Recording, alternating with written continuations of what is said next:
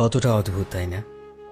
পৃথিবীতে এত এত মানুষের ভিড় থাকা সত্ত্বেও কিছু মানুষ শুধু একজন মানুষের জন্যই ছটফট করে, একজন মানুষের সাথে কথা বলার জন্য ব্যাকুল হয়ে যায়, তার সাথেই জীবন কাটাতে চায়, তার জন্য অপেক্ষা করে, তার ছেড়ে যাওয়ার কষ্টে কত রাত না ঘুমিয়ে চোখের জল ফেলে কাটিয়ে দেয়, তাকে একটু দেখার জন্য হাজারো চেষ্টা করে, হাজারো পাগলামি করে।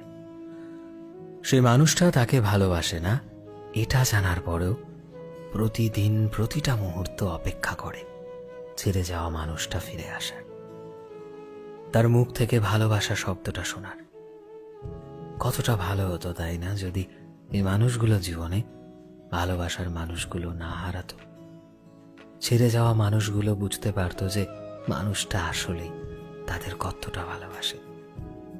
আসলেই ভালোবাসা সেখানেই সুন্দর হয় যেখানে ভালোবাসার মানুষটা সঠিক অর্থে শুধুমাত্র তোমাকে বুঝতে পারে।